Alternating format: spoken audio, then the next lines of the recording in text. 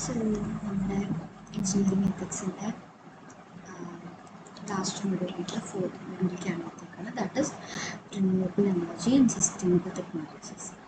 So ഇതിൽ first നമുക്ക് renewable energy സോഴ്സസിൻ്റെ overview പറ്റി പറയാം. ഇതിൽ ആദ്യം നമ്മൾ പറയുന്ന റിന്യൂവബിൾ എനർജി സോഴ്സ് എന്ന് പറയുന്നത് സോളാർ എനർജിയാണ്. ഈ സോളാർ എനർജിയിൽ തന്നെ ആദ്യത്തെയായിട്ട് പറയുന്നത് ഫോട്ടോവോൾട്ടാനിക് സെൽസിനെ പറ്റിയിട്ടാണ്. PV cells convert sunlight directly into electrical using semi-conducting materials ആയിട്ടുള്ള സിലിക്കൺ പോലത്തെ അത് വെച്ചിട്ട് എന്ത് ചെയ്യും, സൺലൈറ്റിനെ എന്ത് ചെയ്യും, ഡയറക്റ്റ്ലി ഇലക്ട്രിസിറ്റി ആയിട്ട് കൺവേർട്ട് ചെയ്യും. വൈഡ്ലി യൂസ് ചെയ്യും റൂഫ് ടോപ്പ് സോളാറും അതേപോലെ തന്നെ solar street lights, solar farms ഒക്കെ ഇതിൽ വരുന്നതാണ്. റീവ സോളാർ പാർക്ക്, അതേപോലെ തന്നെ സോളാർ പാർക്ക് മധ്യപ്രദേശിലുള്ളതൊക്കെ ഇതിൻ്റെ ഒരു എക്സാമ്പിളാണ്. അടുത്തതെന്ന് പറയുന്നതാണ് എന്ത്, solar thermal system. Concentrated solar power plants uses mirrors to focus sunlight on the receiver. Okay, ഇവിടെ എന്താ യൂസ് ചെയ്യണേ, സൺലൈറ്റിനെ കുറേ ഫോക്കസ് ആയി കിട്ടാൻ വേണ്ടി മിറേഴ്സ് യൂസ് ചെയ്യും. ഇതെന്ന് പറയുന്നത് ഹീറ്റ് ജനറേറ്റിംഗ്. ഇതെന്ന് പറയുന്നത് നമ്മൾ എന്തിനു യൂസ് ചെയ്യും, ഇലക്ട്രിസിറ്റി ടർബൈൻസ് വഴി നമുക്ക് ഇലക്ട്രിസിറ്റി പ്രൊഡ്യൂസ് ചെയ്യാൻ വേണ്ടി യൂസ് ചെയ്യും. CSP for plants in Rajasthan desert regions.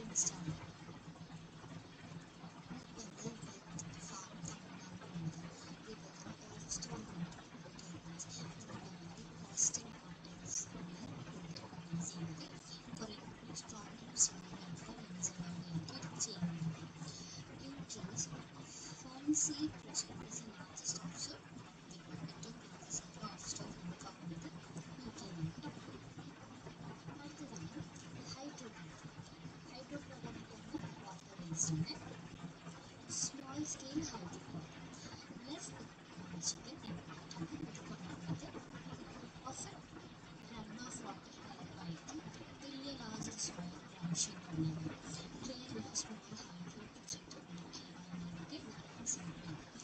Small project large scale dams, George town ചൈനയിൽ എന്തായിരുന്നു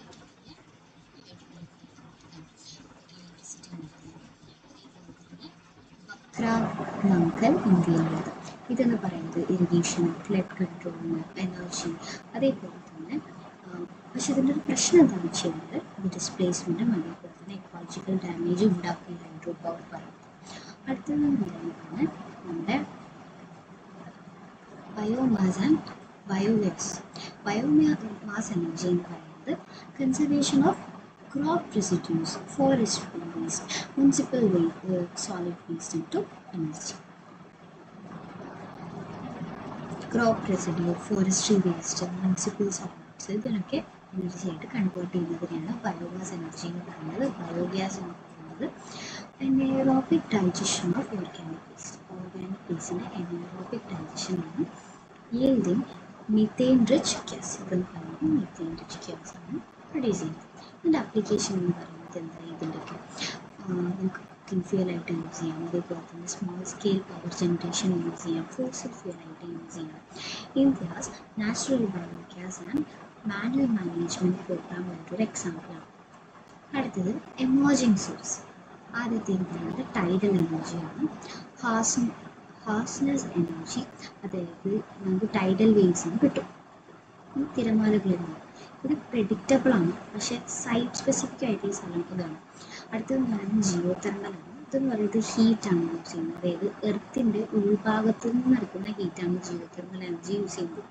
അതുകൊണ്ട് തന്നെ ഇതെന്ന് പറയുന്നത് വോൾക്കാനിക് റീജിയൻസിനകത്ത് കൂടുതൽ സ്പെസിഫൈ ചെയ്തിട്ടുണ്ട്. അടുത്തത് ഗ്രീൻ ഹൈഡ്രജൻ. ഇതെന്ന് പറയുന്നത് produce by splitting water into renewable electricity, hydrolysis വഴി. ഓക്കെ, ഇതെന്ന് പറയുന്നത് ഒരു fuel of the future transporters, steel, അതേപോലെ തന്നെ കെമിക്കൽ ഇൻഡസ്ട്രീസിൻ്റെ ഒക്കെ ആയിട്ട് കാണുന്നതാണ് ഗ്രീൻ ഹൈഡ്രജൻ എന്ന് പറയുന്നത്. India's national green hydrogen mission എന്ന് പറയുന്നത് ഇതിൻ്റെ ഒരു എക്സാമ്പിളാണ്. ഓക്കെ, ഇനി നമുക്ക് പഠിക്കാനുള്ളത് സസ്റ്റൈനബിൾ ടെക്നോളജീസിനെ പറ്റിയിട്ടാണ്. ആദ്യത്തെ എന്ന് പറയുന്നത് smart grid and energy storage. Smart grid integrates renewable energy with digital monitoring to balance demand and supply. ഡിമാൻഡും സപ്ലൈയും ബാലൻസ് ചെയ്ത് കൊണ്ടുപോകാൻ വേണ്ടിയിട്ട് റിന്യൂവബിൾ എനർജീനെ നമ്മൾ എന്ത് ചെയ്യും, ഡിജിറ്റൽ മോണിറ്ററിൻ്റെ കൂടെ ഇൻ്റഗ്രേറ്റ് ചെയ്യും. ഓക്കെ, ഇതിൽ എനർജി സ്റ്റോറേജിൻ്റെ സൊല്യൂഷൻ എന്താണെന്ന് വെച്ച് കഴിഞ്ഞാൽ ലിഥിയം ബാറ്ററി ബാങ്ക്സ് കൊണ്ടുവരാം ഈ സോളാറിനും വിൻഡ് ഫാംസിനൊക്കെ.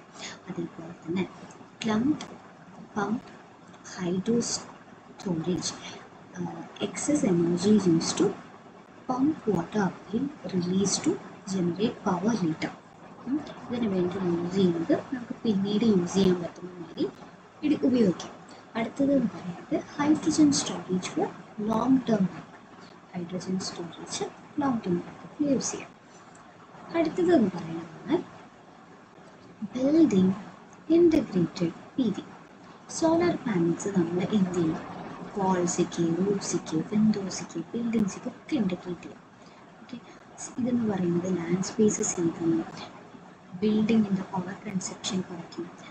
ഗ്ലാസ് സോളാർ ഫാക്ടറീസ് ചെറിയ സിറ്റി പ്രൊജക്ട്സ് ആയിട്ട് തുടങ്ങിയിട്ടുണ്ട്. ഓക്കെ, അടുത്തതെന്ന് പറയുന്നതാണ് ഡിസ്ട്രിബ്യൂട്ടഡ് ജനറേഷൻ, അതായത് സ്മോൾ സ്കെയിൽ പവർ ജനറേഷൻ എന്ന് പറയുന്നത് close to customers.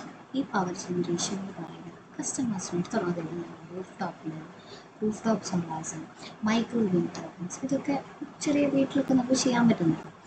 Reduced transmission loss കുറയ്ക്കാൻ പറ്റും, റിലയൻസ് കൂട്ടാൻ പറ്റും. കേരളയിൽ സൗര റൂഫ് ടോപ്പ് സോളാർ പ്രോഗ്രാം പറഞ്ഞിട്ടുള്ള ഒരു പ്രോഗ്രാം ഉണ്ട്. ഫ്രീ ആയിട്ടല്ല, പൈസ കുറവ് സോളാർ കൊടുക്കുന്ന പരിപാടിയിലേക്ക് അങ്ങനത്തെ കാര്യങ്ങളൊക്കെ ചെയ്യുന്നത് വഴി നമുക്ക് കുറേ കൂടി പവർ കൺസപ്ഷൻ റിന്യൂവബിളും എക്കണോമിക്കലും ആക്കാൻ പറ്റും. ഹൈബ്രിഡ് സിസ്റ്റംസ്, അതായത് നമ്മൾ റിന്യൂവബിൾ ആയിട്ടുള്ള സോഴ്സസിൻ്റെ ഡിഫറൻസിൽ നമ്മൾ കമ്പൈൻ ചെയ്യും. അതായത് ഒരു എക്സാമ്പിൾ വെച്ചിട്ടുണ്ടെങ്കിൽ solar plus wind compliment day night value പറ്റും. അതേപോലെ തന്നെ solar plus biomass continuous power വിത്ത് ബയോഫ്യൂൽ ബാക്കപ്പ്. എക്സാമ്പിൾ പറയുകയാണെങ്കിൽ ഹൈബ്രിഡായിട്ട് സോളാർ വിൻഡ് ഫാംസ് ഗുജറാത്തിലൊക്കെ ഉണ്ട്. ഓക്കെ, അടുത്തത് എന്താണെന്ന് വെച്ച് കഴിഞ്ഞാൽ ചലഞ്ചസും ഓപ്പർച്യൂണിറ്റീസിനെ പറ്റിയിട്ടാണ് പറയുന്നത്. സോ ആദ്യം നമ്മൾ പറയുന്നത് എന്താണ്, ചലഞ്ചസ് ആണ്. സോ ആദ്യത്തേന്ന് പറയുന്നത് ഇന്റർമിറ്റൻസി. സോളാർ പവർ ആണ് ഇമ്മീഡിയറ്റ് നൈറ്റ്, വിൻഡ് എന്ന് പറയുന്നത് സീസണലി വാല്യൂഷൻ ചെയ്യും. ഇതെന്ന് പറയുന്നത് ലാർജ് സ്കെയിൽ സ്റ്റോറേജ് സൊല്യൂഷൻ ആണ്. ഓക്കെ, ഇത് രണ്ടാമത്തെ പ്രശ്നം പറയുന്നത്. High initial capital cost. Installation എന്ന് പറയുന്നത് ഭയങ്കര പൈസ കൂടുതലാണ്. ഈ സോളാറിനായാലും വിൻഡിൻ്റെ സാധനത്തിനും ഹൈഡ്രജൻ ഇലക്ട്രോളിസിസ് പ്ലാന്റ്സ് ഒക്കെ ആണെങ്കിൽ. അതേപോലെ തന്നെ long term hour cost for long ടേമിൽ എന്താണ് പൈസ കുറഞ്ഞുകൊണ്ടിരിക്കുകയാണ്. സോ സോളാർ എന്ന് പറയുന്നത് ഇപ്പോൾ തന്നെ ചീപ്പറായി പോകുന്നേക്കാം.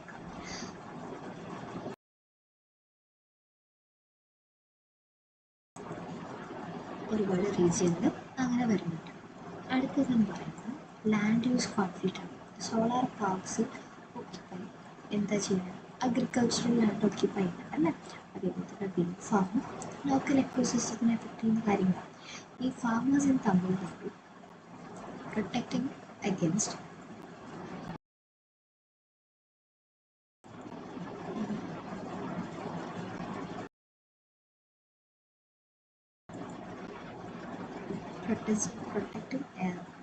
protesting against loss of grazing land for wind farms. അവരുടെ ഈ വിൻഡ് ഫാംസ് വന്ന കാരണം കൊണ്ട് അവരുടെ ഗ്രേസിംഗ് ഫീൽഡിൽ എന്താണ് നഷ്ടം വന്നു എന്ന് പറഞ്ഞ് കുറേ പ്രൊട്ടസ്റ്റ് ഒക്കെ ചെയ്തിട്ടുണ്ടായിരുന്നു. ഇനി നമുക്ക് അടുത്ത് ഡിസ്കസ് ചെയ്യാനുള്ളത് ഓപ്പർച്യൂണിറ്റീസിനെ പറ്റിയിട്ടാണ്. India's ambitious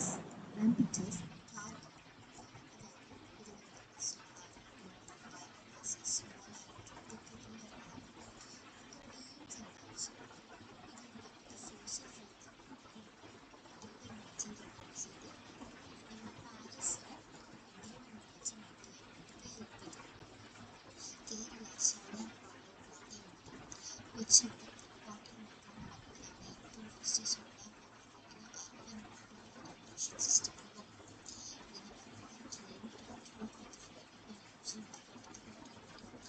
global system, green hydrogen system, generation power India hydrogen production in hydrogen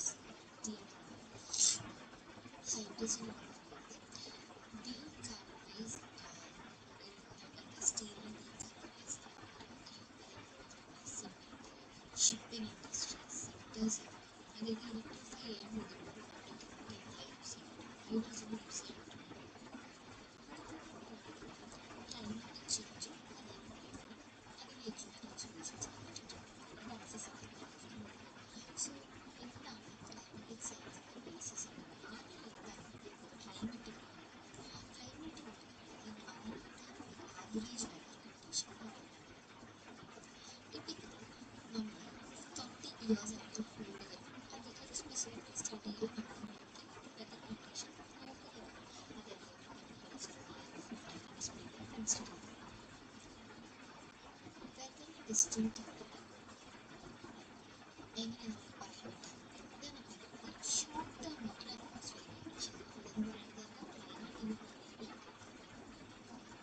long term weather എന്ന് പറയുന്നത് എന്താണ് ഷോർട്ട് ടേം ആണ് greenhouse effect greenhouse gas earth receives energy from the sun in the form of short term radiation earthike energy എങ്ങനെയാണ് short term radiation some energy is reflected ചിലത് reflect ആയി പോകുന്നുണ്ട് ചിലത് എന്താണ് എർത്ത് ലാൻഡ് അബ്സോർബ് ചെയ്തിരിക്കുന്നത് land oceans earth എന്ന് പറയുന്നത് reradiates heat as long wave infrared radiation earth എന്ന് പറയുന്നത് ഹീറ്റിനെ ലോങ് വേവ് ഇൻഫ്രാറെഡ് റേഡിയേഷൻ ആയിട്ട് റീറാഡിയേറ്റ് ചെയ്യുന്നുണ്ട് greenhouse gas like carbon dioxide methane nitrogen oxide water vapour ഒക്കെ എന്താണ് ഹീറ്റിനെ ട്രാപ്പ് ചെയ്തിരിക്കുന്ന കാര്യങ്ങളാണ് ഇതെന്ന് പറയുന്നത് സ്പേസിക്ക് എസ്കേപ്പ് ആയി പോകാൻ വേണ്ടിയിട്ട് പ്രിവെൻറ്റ് ചെയ്യും so what happens this natural process keeps earth warm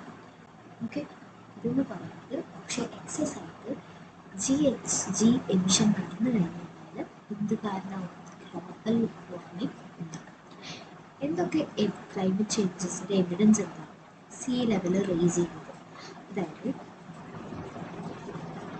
നമ്മുടെ ഗ്ലേഷ്യേഴ്സ് മെൽറ്റാവാൻ തുടങ്ങുമ്പോൾ ഈ ആർട്ടിക് റീജിയൻസിലുള്ളത് എന്നിട്ട് എന്താണ് തെർമൽ എക്സ്പാൻഷൻ നടക്കുന്ന oceans melting glaciers Himalayans retreating rapidly okay ഇതെന്ന് പറയുന്നത് നമ്മുടെ വാട്ടർ സപ്ലൈ എന്താണ് ത്രെട്ടൻഡ് ആവും റൈറ്റ് ഹീറ്റ് വേവ്സ് ഇതെന്ന് പറയുന്നത് കൂടുതൽ ഫ്രീക്വൻ്റ് ആയി ലോങ്ങറായി ഇൻറ്റൻസ് ആയി അതേപോലെ തന്നെ ഇറാറ്റിക് മൺസൂൺ അൺപ്രഡിക്റ്റബിൾ ആയിട്ടുള്ള റെയിൻ പാറ്റേൺസ് വന്നു അതായത് ചില സ്ഥലങ്ങളിൽ ഫ്ലഡ് ഉണ്ടാവുന്നുണ്ട് ചില സ്ഥലങ്ങളിൽ ഡ്രോട്ട്സ് ഉണ്ടാവുന്നുണ്ട് IPC റിപ്പോർട്ട് കൺഫേം ചെയ്യുന്നത് എന്താണെന്ന് വെച്ച് കഴിഞ്ഞാൽ ഹ്യൂമൻ ഇൻഡ്യൂസ്ഡ് ക്ലൈമറ്റ് ചേഞ്ചസ് ആണ് ഏറ്റവും കൂടുതലായിട്ട് നടക്കുന്നത് ഓക്കെ അടുത്ത നമ്മൾ പഠിക്കുന്നത് ഇതിനെ പറ്റിയിട്ടെന്ന് വെച്ച് കഴിഞ്ഞാൽ ക്ലൈമറ്റിക് ചേഞ്ചസ് കൊണ്ടുണ്ടാകുന്ന ഇമ്പാക്ട്സ് എന്തൊക്കെയാണ് അതിൽ ആദ്യത്തെ പറയുന്നതാണ് natural system coral bleaching warmer ocean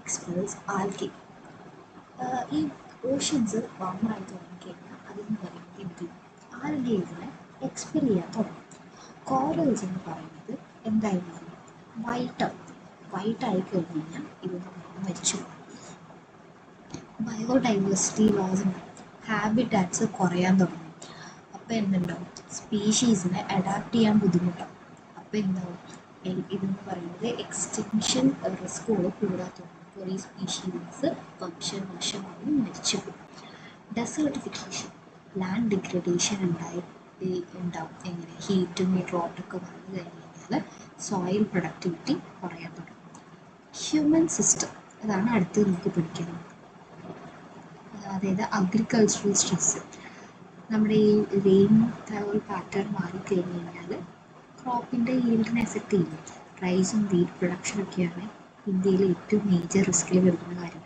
അടുത്തത് വന്നത് ഹെൽത്ത് റിസ്ക് ആണ് Vector-borne diseases. Vector-borne diseases എന്ന് പറയുന്നത് മലേറിയ, ഡെങ്കു അങ്ങനത്തെയൊക്കെയാണ്. ഈ ചൂട് കൂടുമ്പോൾ വാട്ട് ഹാപ്പൻസ്, വെക്റ്റർ ക്ലൈമറ്റ് ആണല്ലോ, അപ്പോൾ പെട്ടെന്ന് പെട്ടെന്ന് അസുഖങ്ങൾ പരക്കും. ഹീറ്റ് സ്ട്രോക്സും അതേപോലെ തന്നെ റെസ്പിറേറ്ററി ഇഷ്യൂസും നമ്മുടെ കൺട്രീസിൽ നല്ലോണം കൂടുതലാണ്. അടുത്തതെന്ന് പറയുന്നത് അർബൻ ഫ്ലഡ്. ഇവിടെ എന്ന് പറയുന്നത് റെയിൻഫോൾ ഇൻറ്റൻസിഫൈ ചെയ്യുന്നത് ഓവർ സ്റ്റോം വാട്ടർ ഡ്രെയിൻസ്. ഈ സ്റ്റോം വാട്ടർ ഡ്രെയിൻസ് ഇല്ലാത്തത് കാരണം കൊണ്ട് തന്നെ ഫ്ലഡ്സിന് ലീഡ് ചെയ്യാറുണ്ട്. ഈ ചെന്നൈയിൽ 2015 ഫ്ലഡ് ഉണ്ടായത് ഒരു എക്സാമ്പിളായിട്ട് എഴുതിക്കോളാം. കേരള അല്ലെങ്കിൽ ഇന്ത്യയിലെ കേസ് സ്റ്റഡീസാണ് നമ്മൾ ഡിസ്കസ് ചെയ്യുന്നത്. കേരളയിലെ ഫ്ലഡ് 2018 and 2019 നമുക്ക് മറക്കാൻ പറ്റാത്തൊരു ഫ്ലഡായിരുന്നു അല്ലേ. സോ ഇതെന്ന് പറയുന്നത് എന്താണ്, ഇറാറ്റിക് മൺസൂൺ പാറ്റേൺസിനെ ലിങ്ക് ചെയ്തിട്ട് വരുന്നത് ആൻഡ് ഹൈ റിസർവോയർ ലെവൽസ് കാരണം കൊണ്ട് ഓവർ 400 ഡെത്ത്സ് ആണ് 2018 നടന്നത്. ഭയങ്കര ഹെവി ഡാമേജ് ആണ് നമ്മുടെ ഇൻഫ്രാസ്ട്രക്ചറിലും ലൈവ്ലിഹുഡിലൊക്കെ ഉണ്ടായിരുന്നത്. അടുത്തതെന്ന് പറയുന്നത് നോർത്ത് ഇന്ത്യയിൽ ഹീറ്റ് വേവ്സ് ഉണ്ടായതാണ്. ഡൽഹി, രാജസ്ഥാൻ, ഉത്തർപ്രദേശിലൊക്കെ എന്താണ് ടെമ്പറേച്ചർ എന്ന് പറയുന്നത് 47 ഡിഗ്രി സെൽഷ്യസിനേക്കാൾ കൂടുതലായിരുന്നു. അതേപോലെ തന്നെ ഇതെന്ന് പറയുന്നത് ഔട്ട്ഡോർ വർക്കേഴ്സിലെ മോർട്ടാലിറ്റി ഇൻക്രീസ് ചെയ്യാൻ കാരണമായിട്ടുണ്ടായിരുന്നു. അടുത്തതാണ് see level rice threatening coastal communities. കേരളത്തിലെ കോസ്റ്റൽ, അതായത് ആലപ്പുഴ, കൊച്ചി ഭാഗത്തുള്ള ആൾക്കാരിൽ ആൻഡ് ഐലൻഡ്സ് ലൈക്ക് ഈ ലക്ഷദ്വീപ് ഭയങ്കര റിസ്ക്കിലുണ്ടായിരുന്ന സമയമായിരുന്നു. അതായത് എസ്റ്റിമേറ്റ് ചെയ്യുന്നത് ഓവർ 36 മില്യൺ ഇന്ത്യൻസ് ആണ് കോസ്റ്റൽ ഫ്ലഡിങ്ങിൽ കാരണം കൊണ്ട് ബുദ്ധിമുട്ട് അനുഭവിക്കാൻ പോകുന്നത് 2050 സമയമാകുമ്പോഴേക്കും. എഞ്ചിനീയേഴ്സിൻ്റെ സൊല്യൂഷൻ എന്താണ് എന്നാണ് നമ്മൾ ഡിസ്കസ് ചെയ്യാൻ പോകുന്നത് ക്ലൈമറ്റ് ചേഞ്ചിന്. എഞ്ചിനീയേഴ്സിന് ട്രിപ്പിൾ റെസ്പോൺസിബിലിറ്റി എന്നുള്ളത്. ഒന്നെന്ന് പറയുന്നത് മിറ്റിഗേറ്റ് എമിഷൻ, അതേപോലെ തന്നെ അഡാപ്ഷൻ എനർജി ചെയ്യണം, അതേപോലെ തന്നെ റിലയൻസ് ബിൽഡ് ചെയ്തെടുക്കണം. ആദ്യത്തെ എന്ന് പറയുന്നത് മിറ്റിഗേഷൻ. ഇതെന്ന് പറയുന്നത് നമുക്ക് ഗ്രീൻ ഗ്യാസ് എമിഷൻ കുറയ്ക്കണം. റിന്യൂവബിൾ എനർജി, അതായത് കുറേ large scale solar, wind, hydro, biomass, അതേപോലെ തന്നെ ഗ്രീൻ ഹൈഡ്രജൻ അഡോപ്ഷൻ കൊണ്ടുവരണം. ഇന്ത്യയിലെ ഇന്റർനാഷണൽ സോളാർ അലയൻസ് ഇത് ഇനീഷ്യേറ്റീവ് എടുത്തിട്ടുണ്ട്. അതൊരു എക്സാമ്പിളായിട്ട് എഴുതാം. Carbon captures and storage. Capturing carbon dioxide from industries and power plants.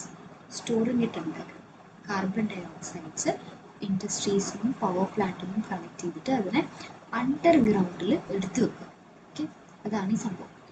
Energy efficiency, smart grids, efficient application, green building with insulation, അതേപോലെ തന്നെ നാച്ചുറൽ കൂളിംഗ് ഇതൊക്കെ കൊണ്ടുവരാം.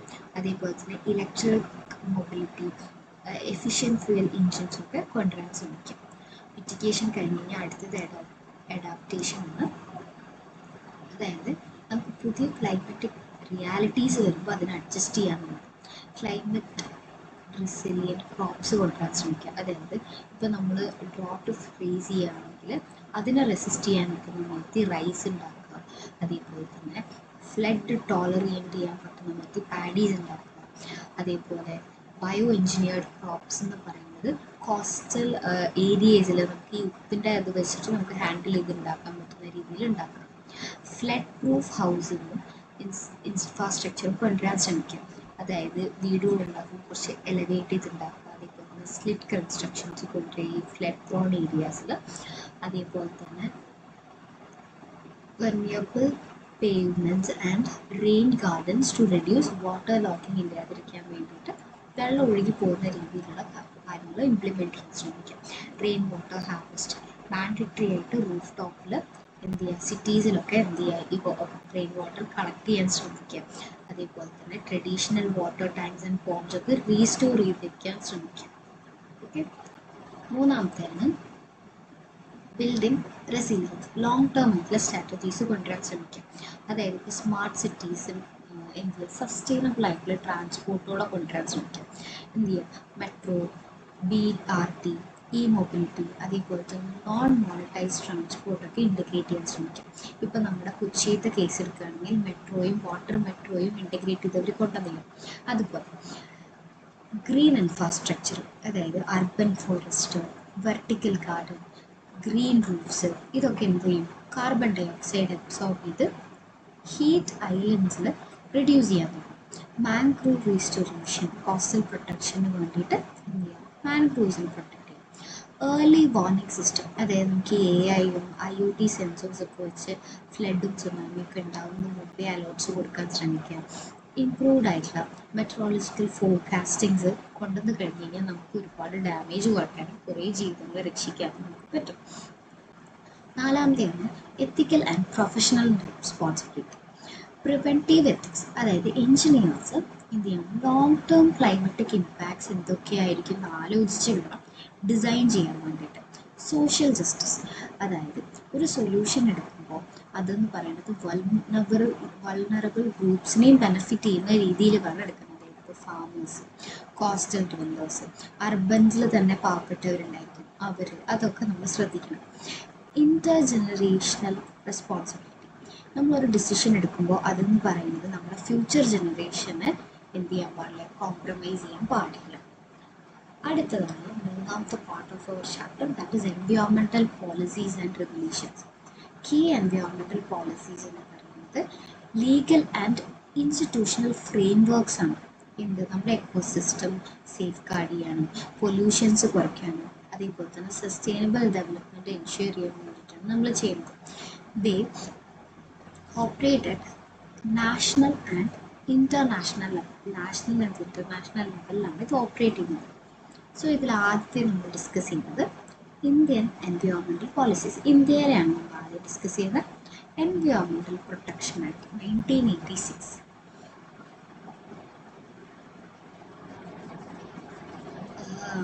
ഈ ഭോപ്പാലിൽ ഒരു ഗ്യാസ് ട്രാജഡി ഉണ്ടായല്ലോ. It was a very worst case. അതിന് ശേഷം ആണിത് കൊണ്ടുവന്നത്. ഇതെന്ന് പറയുന്നത് ഒരു അംബ്രല്ല ലെജിസ്ലേഷൻ പോലെയാണ് ഇത് സെർവ് ചെയ്യുന്നത്. അതായത് empowering the government to protect and improve environmental quality. ഗവൺമെൻറ്റിന് പ്രൊട്ടക്റ്റ് ചെയ്യാനും ഇമ്പ്രൂവ് ചെയ്യാൻ പറ്റുന്ന രീതിയിൽ ഇതെന്താ പ്രൊവൈഡ് ചെയ്യുന്നതെന്ന് വെച്ച് കഴിഞ്ഞാൽ set emission and effluents standard, regulate industrial operations. ഇതെന്ന് പറയുന്നത് എക്കോളജിക്കലി സെൻസിറ്റീവ് ഏരിയാസിനെ പ്രൊട്ടക്റ്റ് ചെയ്യാം. അതായത് coastal regulatory zones notification to protect India's coastal ecosystem. ഇതൊരു എക്സാമ്പിളായിട്ട് കോസ്റ്റൽ ഏരിയാസിൻ്റെ കാര്യത്തിൽ എഴുതിക്കും. അടുത്തതാണ് national action plan on climate change 2008 കൊണ്ടുവന്നതാണ്. Framework of India's climate change ആണ് ഇതെന്ന് പറയുന്നത്. 8 നാഷണൽ കമ്മീഷൻസ് ആണ് ഇതിൽ വന്നത്. National solar mission, solar capacity കൂട്ടാൻ വേണ്ടിയിട്ട്. National water mission, water efficiency കൂട്ടാൻ വേണ്ടിയിട്ട്. എനർജി എഫിഷ്യൻസി, എനർജി യൂസ് കൂട്ടാൻ വേണ്ടിയിട്ട്. അതേപോലെ തന്നെ സസ്റ്റൈനബിൾ ഹാബിറ്ററ്റ് മിഷൻ, സസ്റ്റൈനബിൾ ആയിട്ടുള്ള ഡെവലപ്മെൻറ്റ്സും ഹാബിറ്റാറ്റും മെയിൻറ്റെയിൻ ചെയ്യാൻ വേണ്ടിയിട്ട്. ഗ്രീൻ ഇന്ത്യ മിഷൻ, എഫോറസ്റ്റേഷൻ, മരങ്ങൾ മുറിച്ച് കളയാതിരിക്കാൻ വേണ്ടിയിട്ട്. State government develop state action plans on climatic change. State action plans government സ്റ്റേറ്റിൻ്റെ ഭാഗത്ത് നിന്ന് കൊണ്ടുവരും. Plastic waste management rules.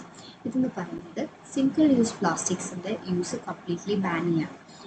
Straus, cutlery, polythene bags ഒക്കെ എന്ന് പറയുന്നത് ഓൾമോസ്റ്റ് 50 മൈക്രോൺസിനൊക്കെ കുറവായിരിക്കണം യൂസ് ചെയ്യണമെങ്കിൽ. ഇതെന്ന് പറയുന്നത് എക്സ്റ്റെൻഡഡ് പ്രൊഡ്യൂസർ റെസ്പോൺസിബിലിറ്റി കൂട്ടാൻ ഇത് ഹെൽപ്പ് ചെയ്തു. Producers must collect and manage post consumed plastic waste. ഇത് പ്രൊഡ്യൂസേഴ്സ് എന്ത് ചെയ്യണം? പോസ്റ്റ് കൺസ്യൂംഡ് ആയിട്ടുള്ള പ്ലാസ്റ്റിക് വേസ്റ്റ് കളക്ട് ചെയ്ത് അതിനെ മാനേജ് ചെയ്ത് കൊണ്ടുപോകണം. എൻകറേജ്ഡ് ബയോഡിഗ്രേഡബിൾ അതേപോലെ തന്നെ കമ്പോസ്റ്റബിൾ ആയിട്ടുള്ള ഓൾട്ടർനേറ്റീവ്സ് യൂസ് ചെയ്യാൻ വേണ്ടിയിട്ട് ഇതെന്ന് പറയുന്നത് ആൾക്കാരെ പ്രൊമോട്ട് ചെയ്തു. അടുത്തത് എന്ന് പറയുന്നതാണ് renewable energy policies. MNRE initiatives ആണ് ഇതെന്ന് പറയുന്നത്. Ministry of new and renewable energy എന്ത് ചെയ്തു? Solar, wind, biomass, small hydros and green hydrogens promote ചെയ്യാൻ ശ്രമിച്ചു. ഇതിൻ്റെ പ്രോഗ്രാംസ് ആയിട്ട് വരുന്നതാണ് സൗര റൂഫ്ടോപ്പ് സോളാർ സ്കീം കേരളയിൽ കൊണ്ടുവന്നത്, അതേപോലെ തന്നെ national wind solar hybrid policy. ഇതെന്താ ടാർഗറ്റ് ചെയ്തത്? 500 GW of renewable capacity by 2030. Okay. International Environmental Agreement, Paris agreement ആണ്. നമ്മളിപ്പോൾ ഇന്ത്യനെ പറ്റി പറഞ്ഞു, ഇത് ഇൻ്റർനാഷണൽ ആണ്. ഇറ്റ് ഈസ് ലൈക്ക് ആദ്യത്തെ എന്ന് പറയുന്നത് Paris agreement 2015, a landmark UN climate study sign by ഒരു ട്രെറ്റിയാണ്. ഇതെന്ന് പറയുന്നത് അതായത് 196 കൺട്രീസാണ് ഇത് സൈൻ ചെയ്തത്. ഇതിൻ്റെ എയിം എന്താണെന്ന് വെച്ച് കഴിഞ്ഞാൽ ഗ്ലോബൽ വാർമിംഗ് ലിമിറ്റ് ചെയ്യാൻ വേണ്ടിയിട്ടായിരുന്നു. അറ്റ്ലീസ്റ്റ് ഒരു പ്രിഫറബിളി 1.5 ഡിഗ്രി സെൽഷ്യസ് എങ്കിലും കുറയണം എന്നുള്ളതായിരുന്നു അവരുടെ കണ്ടീഷൻ. കൺട്രി എന്ന് പറയുന്നത് നാഷണലി ഡിറ്റർമൈൻഡ് കോൺട്രിബ്യൂഷൻസ് എന്ന് പറയുന്നത് നമ്മുടെ ഇന്ത്യയുടെ ഭാഗമൊക്കെ ആയിട്ട് 45% കുറയും എന്നാണ് അവർ പറഞ്ഞത്. മോൺട്രിയൽ പ്രോട്ടോക്കോൾ ഇതെന്ന് പറയുന്നത് 1987 ഉണ്ടായതാണ്. That is national treaty to phase out ozone depletion substances such as chlorofluorocarbon. Okay, chlorofluorocarbon ozone depletion കാരണമാകുന്ന ഒരു മെറ്റീരിയലാണ്. അതിൻ്റെ യൂസ് കുറയ്ക്കാൻ വേണ്ടിയിട്ട് widely discarded as the most successful environmental treaty. Okay, ഇതെന്ന് പറയുന്നത് help in recovering ozone layer recovery ചെയ്തെടുക്കാനും ഒരുപാട് ആൾക്കാരുടെ സ്കിൻ ക്യാൻസർ ഇഷ്യൂസ് പ്രിവെൻറ്റ് ചെയ്യാനും നമുക്ക് ഹെൽപ്പ് ചെയ്യുന്നതെന്ന് പറയുന്നത്. അടുത്തതെന്ന് പറയുന്നത് UN സസ്റ്റൈനബിലിറ്റി ഡെവലപ്മെൻറ്റ് ഗോൾസ് ആണ്. 17 global goals to be achieved, അതായത് 17 ഗോൾസാണ് അച്ചീവ് ചെയ്യേണ്ടത്. ഇതിൽ 7th one is affordable and clean energy, 13th one is climate action, 15th one is life on earth. SDGs എന്ന് പറയുന്നത് ഹോളിസ്റ്റിക് ഫ്രെയിംവർക്ക് ആണ്. ഇതെന്ന് പറയുന്നത് environmental, social and ecological sustainability integrate ചെയ്ത് കൊണ്ടുവരുന്ന ഒരു സാധനമാണ്. ഇത് നമുക്ക് അടുത്ത് പഠിക്കാനുള്ളത് പോളിസി ആൻഡ് കംപ്ലയൻസസിൽ എഞ്ചിനീയേഴ്സിൻ്റെ റോൾ എന്താണ്. എഞ്ചിനീയേഴ്സ് എന്ന് പറയുന്നത് bring the gap between policy framework and practical implementation. Okay, ആദ്യത്തെ എന്ന് പറയുന്നത് designing technologies that comply with environmental നോംസിനനുസരിച്ചിട്ടുള്ള ഡിസൈനിങ് കൊണ്ടുവരും. അതായത് കുറേ കൂടി ക്ലീനർ ആയിട്ടുള്ള പ്രൊഡക്ഷൻ പ്രോസസ്സ് ഡെവലപ്പ് ചെയ്തെടുക്കണം. അതേപോലെ തന്നെ എക്കോ ഫ്രണ്ട്ലി മെറ്റീരിയൽസും എമിഷൻ മിനിമൈസ് ചെയ്യാൻ ശ്രമിക്കുക. ഇതിൻ്റെ എക്സാമ്പിളായിട്ട് പറയുന്നതാണ് EV വെഹിക്കിൾസ്. എൻജിനീയറിങ്സിൽ നമ്മൾ യൂസ് ചെയ്യുന്നില്ലേ Bharat stage BSVI emission norms എന്ന് പറയുന്നത് അതിൽ വരുന്ന ഭാഗമാണ്. രണ്ടാമത്തെ എന്ന് പറയുന്നത് എൻവയോൺമെൻറ്റൽ ഇമ്പാക്റ്റ് അസസ്മെൻറ്റ് കണ്ടക്ട് ചെയ്യുക. ഇതെന്ന് പറയുന്നത് മാൻഡറ്ററി പ്രോസസ്സാണ് കുറേ മേജർ പ്രൊജക്ട്സിൽ, അതായത് ഈ ഡാം, ഇൻഡസ്ട്രി, ഹൈവേസിനൊക്കെ. ഇതെന്ന് പറയുന്നത് പൊട്ടൻഷ്യലായിട്ടുള്ള എൻവയോൺമെൻറ്റലും സോഷ്യൽ ഇമ്പാക്ട്സ് ഒക്കെ കണ്ടുപിടിക്കാൻ ഹെൽപ്പ് ചെയ്യുന്ന ഒരു പ്രോസസ്സാണ്. ഇതെന്ന് പറയുന്നത് മിറ്റിഗേഷൻ മെഷേഴ്സ്, പ്രൊജക്റ്റ് അപ്രൂവൽ കൊടുക്കുന്നതിന് മുമ്പുള്ള മിറ്റിഗേഷൻ പ്രപ്പോസസ് ആണ്. ഓക്കെ, മിറ്റിഗേഷൻ പ്രപ്പോസ് ചെയ്യുന്നത്. എൻഷുറിങ് കംപ്ലയൻസസ് വിത്ത് എൻവയോൺമെൻറ്റൽ സ്റ്റാൻഡേർഡ്സ് ഉള്ള ലോസ് കൊണ്ടുവരിക. അതായത് ISO 14001 എന്ന് പറയുന്ന ഫ്രെയിംവർക്ക് എന്ന് പറയുന്നത് എന്തിനാണ്? എൻവയോൺമെൻറ്റൽ മാനേജ്മെൻറ്റ് സിസ്റ്റത്തിന് വേണ്ടിയിട്ടുള്ളതാണ്. എൻജിനീയേഴ്സ് എന്ന് പറയുന്നത് കണ്ടിന്യൂസ് മോണിറ്ററിങ്ങും അതേപോലെ തന്നെ വേസ്റ്റ് റിഡക്ഷനും സസ്റ്റൈനബിൾ റിസോഴ്സസിൻ്റെ യൂസിനും വേണ്ടിയിട്ട് നമുക്ക് എൻഷുർ ചെയ്തിട്ട് എൻജിനീയേഴ്സ് ഇത് യൂസ് ചെയ്യും. അടുത്തത് എന്ന് പറയുന്നത് ethical responsibility of engineers. Engineers എന്ന് പറയുന്നത് corporate and political pressure resist ചെയ്ത് നിന്നിട്ട് എന്താണ് ഇതൊക്കെ ബൈപ്പാസ് ചെയ്തതിന് ശേഷം എന്താണ് നമ്മുടെ safety of environmental laws keep on ചെയ്ത് കൊണ്ടുപോകണം. Okay, Volkswagen emission scandal. Unethical engineering leads to massive global penalties. വോൾസ്വാഗൻ്റെ എമിഷൻ സ്കാൻഡൽ കാരണം കൊണ്ട് മാസീവായിട്ടുള്ള ഗ്ലോബൽ പെനാൽറ്റീസ് അവർക്ക് ഫേസ് ചെയ്യേണ്ടി വന്നു.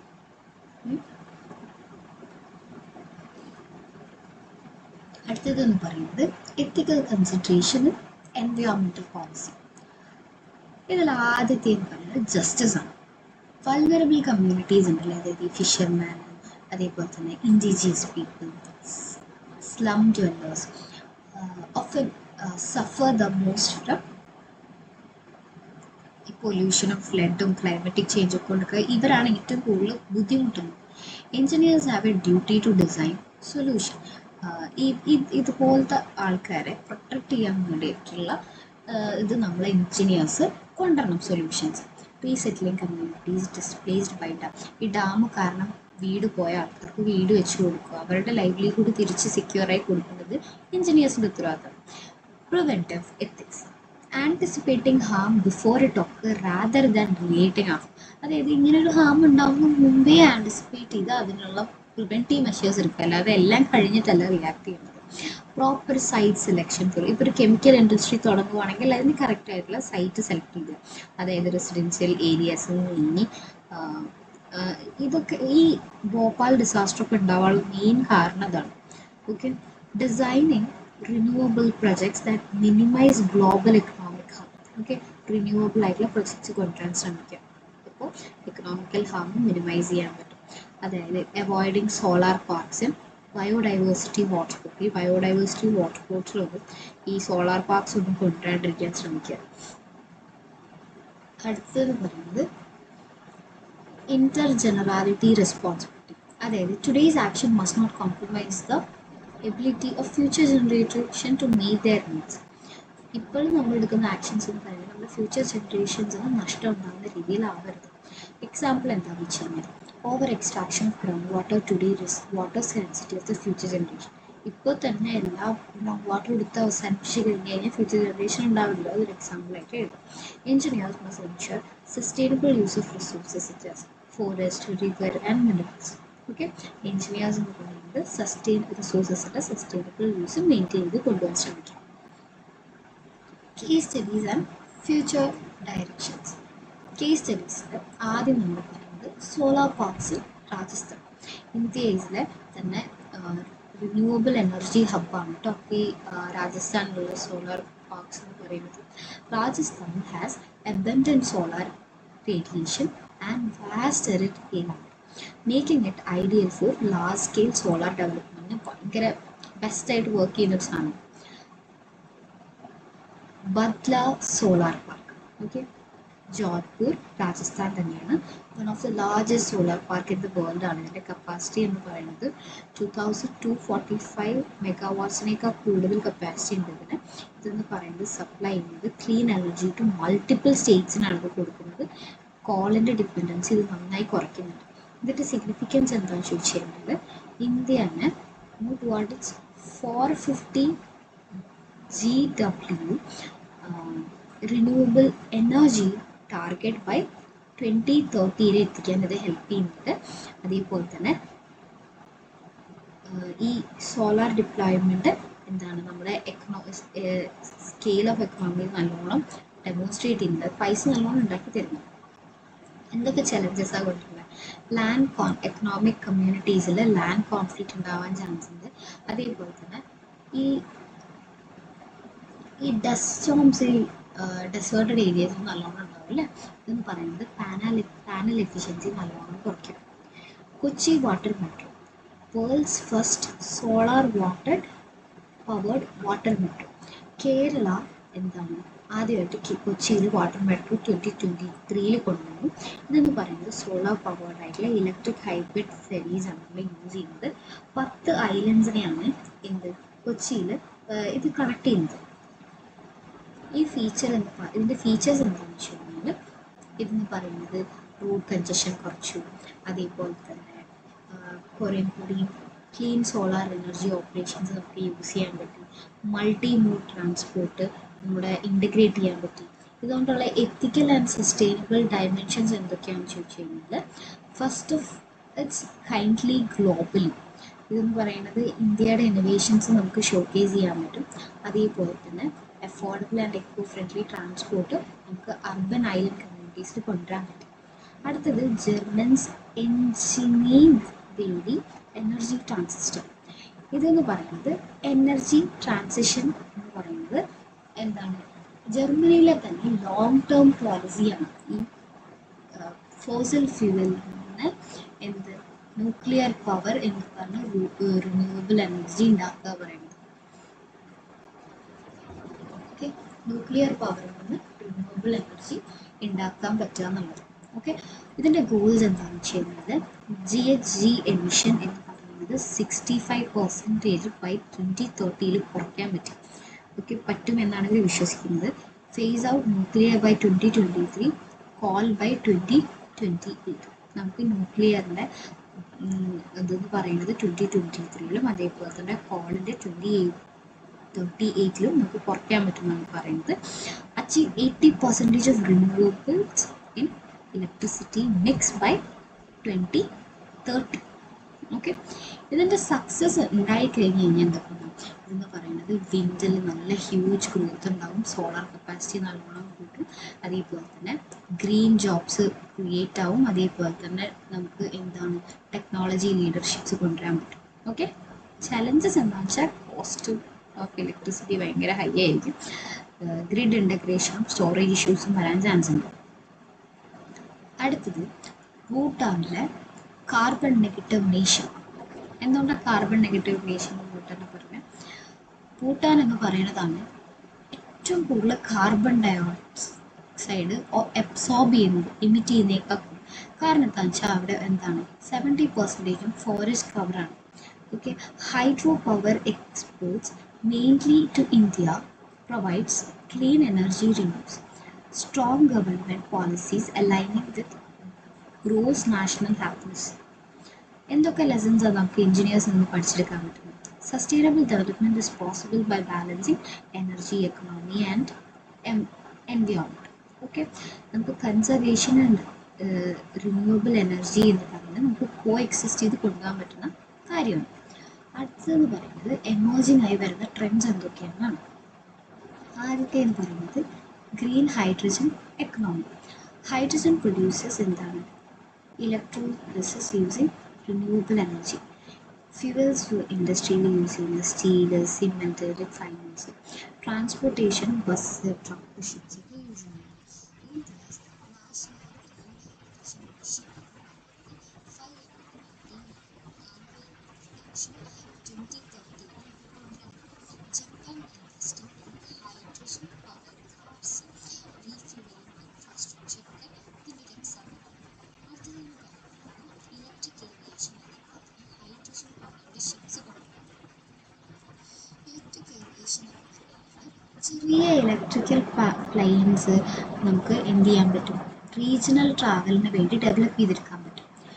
Norway's plans for all short-haul flights to be electric. 2040 കൂടിയിട്ട് എന്താണ് എല്ലാ ഷോർട്ട് ഹോൾ ആയിട്ടുള്ള ഫ്ലൈറ്റ്സും ഇലക്ട്രിക്കൽ ആക്കാനാണ് നോർവേ പ്ലാൻ ചെയ്തിരിക്കുന്നത്. ഹൈഡ്രജൻ ഷിപ്സ് എന്ന് പറയുന്നത് യൂറോപ്പിൽ ഫോർ കാർഗോ ആൻഡ് പാസഞ്ചർ ഫെറീസിന് യൂസ് ചെയ്യാനാണ്. ഓക്കെ, ഇതിൻ്റെ പൊട്ടൻഷ്യൽ എന്താണെന്ന് വെച്ച് കഴിഞ്ഞാൽ decarbonised hard to electrify transport sensors ഇതിൽ ഇംപ്ലിമെൻറ്റ് ചെയ്യാനാണ്. Circular economy in renewable energy. എന്താ ഇതെന്ന് പറയുന്നത് റീസൈക്ലിംഗ് ആൻഡ് റീയൂസിനെ ആണ് കൂടുതൽ ഫോക്കസ് ചെയ്യുന്നത്. ബാറ്ററി റീസൈക്ലിംഗ്, നമുക്ക് ലിഥിയം, കൊബാൾട്ട്, നിക്കൽ ഇതൊക്കെ റിക്കവർ ചെയ്ത് നമുക്ക് എന്ത് ചെയ്യാം, EV ബാറ്ററീസിൽ യൂസ് ചെയ്തൂടെ. വിൻഡ് ബ്ലേഡ് റീയൂസ്, അതായത് കോമ്പോസിറ്റ് ബ്ലേഡ്സ് നമുക്ക് റീപർപ്പസ് ചെയ്ത് നമുക്ക് വേറെ മെറ്റീരിയൽസ് കൺസ്ട്രക്ട് ചെയ്യാൻ യൂസ് ചെയ്തൂടെ. സോളാർ പാനൽ റീസൈക്ലിംഗ്, അതായത് സിലിക്കൺസും റെയർ മെറ്റീരിയൽസൊക്കെ എക്സ്ട്രാക്ട് ചെയ്തെടുത്ത് നമുക്ക് വേറെ യൂസ് ചെയ്യാം. Ensuring renewable energy technologies themselves do not create future waste problems. ഇങ്ങനെ നമ്മൾ നോക്കിക്കഴിഞ്ഞ് കഴിഞ്ഞാൽ ഫ്യൂച്ചറിൽ വേസ്റ്റ് പ്രോബ്ലംസ് ഉണ്ടാവില്ല എന്നാണ് പറയുന്നത്. Carbon capture and storage. Capturing carbon dioxide from industrial plant. നമ്മൾ കാർബൺ ഡയോക്സൈഡ് ഇൻഡസ്ട്രിയൽ പ്ലാന്റ്സിൽ നിന്ന് ക്യാപ്ചർ ചെയ്യാം. എന്നിട്ട് എന്ത് ചെയ്യും, ജിയോളജിക്കൽ ഫോർമേഷൻസ് നമ്മൾ റിയൂസ് സിന്തറ്റിക് ഫ്യൂൽ, അതിനെ സ്റ്റോർ ചെയ്തിട്ട് നമ്മൾ എന്ത് ചെയ്യും, സിന്തറ്റിക് ഫ്യൂലായിട്ട് റീയൂസ് ചെയ്യും. സ്ലൈപ്പൻസ് CSS പ്രൊജക്ട് നോർവേയിൽ almost 1 million tons of carbon ഡയോക്സൈഡാണ് ആനുവലി സ്റ്റോർ ചെയ്തിരുന്നത് 1996 വരെ. ഇന്ത്യയുടെ ചലഞ്ച് എന്താണെന്ന് വെച്ച് കഴിഞ്ഞാൽ ഭയങ്കര ഹൈ കോസ്റ്റാണ്. പക്ഷേ CSS may be essential, like ഒരു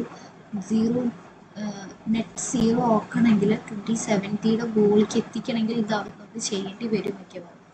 ഫ്യൂച്ചർ ഡയറക്ഷൻസ് എന്തൊക്കെയാണെന്ന് വെച്ച് കഴിഞ്ഞാൽ എഞ്ചിനീയേഴ്സ് ആസ് മോറൽ സസ്റ്റൈനബിലിറ്റിയുടെ മോറൽ ലീഡേഴ്സായി മാറുന്നത്. Engineers must go beyond technical fix, അതായത് എത്തിക്കൽ ലീഡേഴ്സും കൂടി ആയിരിക്കണം നമ്മൾ പറയുന്നത്. ഓക്കെ, എക്കോളജിക്കൽ ഗ്രോത്ത് ബാലൻസ് ചെയ്യാൻ വേണ്ടിയിട്ട് നമ്മൾ എന്ത് ചെയ്യണം? എൻവയോൺമെൻറ്റൽ ജസ്റ്റിസ് കാണിക്കണം. അതിൻ്റെ ഒപ്പം വേണം നമ്മൾ ബാലൻസ് ചെയ്ത് കൊണ്ടുപോകാൻ വേണ്ടിയിട്ട്. നമുക്ക് ഇൻഡസ്ട്രിയിലും പൊളിറ്റിക്സിലും ഒക്കെ ഒരുപാട് പ്രഷേഴ്സ് ഉണ്ടായിരിക്കും. പക്ഷെ അതെന്ന് പറയുന്നത് നമ്മൾ എൻവയോൺമെൻറ്റൽ സ്റ്റാൻഡേർഡ്സ് കോംപ്രമൈസ് ചെയ്യരുത്. നമ്മൾ AI ആൻഡ് IoT നമ്മൾ സ്മാർട്ട് ഗ്രിഡ്സിൽ ഇൻ്റഗ്രേറ്റ് ചെയ്യണം. നമ്മൾ ഈ സ്മാർട്ട് ഗ്രിഡ്സിൽ AI നമ്മൾ ഫോർകാസ്റ്റ് ചെയ്യുമ്പോൾ നമുക്ക് എന്ത് ചെയ്യാൻ പറ്റും? നമുക്ക് ഡിമാൻഡ് മാനേജസ് റിന്യൂവബിൾ ഫ്ലക്ച്വേഷൻ, അതേപോലെ തന്നെ വേസ്റ്റേജ് നല്ലോണം കുറയും. IoT ഡിവൈസസ് എന്ന് പറയുന്നത് എന്താണ്? റിയൽ ടൈം മോണിറ്ററിങ്ങിന് ഹെൽപ്പ് ചെയ്യും. ഇതെന്ന് പറയുന്നത് എനർജി എഫിഷ്യൻസി ഇമ്പ്രൂവ് ചെയ്യും, അതേപോലെ തന്നെ ബ്ലാക്ക് ഔട്ട്സ് റിഡ്യൂസ് ചെയ്യും. ഇന്ത്യയിലെ തന്നെ സ്മാർട്ട് മീറ്റർ നാഷണൽ പ്രോഗ്രാം ഇതിൻ്റെ ഒരു എക്സാമ്പിളാണ്. Climate resilient infrastructure. Engineers city design ചെയ്യുമ്പോൾ അവിടുത്തെ ക്ലൈമറ്റിനനുസരിച്ച് വേണം ഡിസൈൻ ചെയ്യാൻ. അതായത് എക്സാമ്പിൾ പറയുകയാണെങ്കിൽ എലവേറ്റഡ് മെട്രോ ലൈൻസ് എന്താണ് പബ്ലിക് റൺ റീജിയനിൽ ഉണ്ടാക്കുക, സൈക്ലോൺ റെസിസ്റ്റൻറ്റ് ഹൗസ് കോസ്റ്റൽസ് ഒഡീഷയിലൊക്കെ ഉണ്ടാക്കുക, urban west land restoration flooding reduce ചെയ്യാൻ ഹെൽപ്പ് ചെയ്യും. International collaboration of technical transfer, technology transfer, അതായത് റിച്ച് നേഷൻസ് എന്ന് പറയുന്നത് എന്തായിരിക്കും? അവർക്ക് അഡ്വാൻസ്ഡ് ആയിട്ടുള്ള ക്ലീൻ ടെക് ആയിരിക്കും അവർക്ക് ഉണ്ടാകുക. അപ്പോൾ എന്ത് ചെയ്യുക? ഡെവലപ്പിംഗ് ആയിട്ടുള്ള നേഷൻസിനെ ഇത് ഹെൽപ്പ് ചെയ്യുക, ഇംപ്ലിമെൻറ്റ് ചെയ്യാൻ, അവരുടെ പൊട്ടൻഷ്യൽ വെച്ചിട്ട് അവർ ഇംപ്ലിമെൻറ്റ് ചെയ്യാൻ ഹെൽപ്പ് ചെയ്യാം. Collaboration ensures equity in global climate action. Global climatic ആക്ഷനിൽ ഇക്വിറ്റി കൊണ്ടുവരാൻ വേണ്ടിയിട്ട് എന്ത് ചെയ്യുക? കൊളാബറേഷൻ ഹെൽപ്പ് ചെയ്യും. അതായത് ഇപ്പോൾ India France partnership in international solar alliance like help ചെയ്യുന്ന ഒരു കാര്യമാണ്.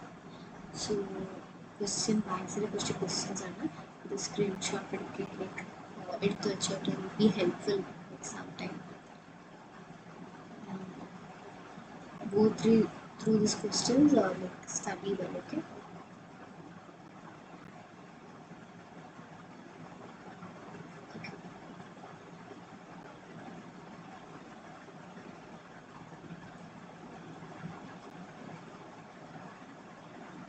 So by this നമ്മുടെ 4th module end ചെയ്യുന്നു കേട്ടോ.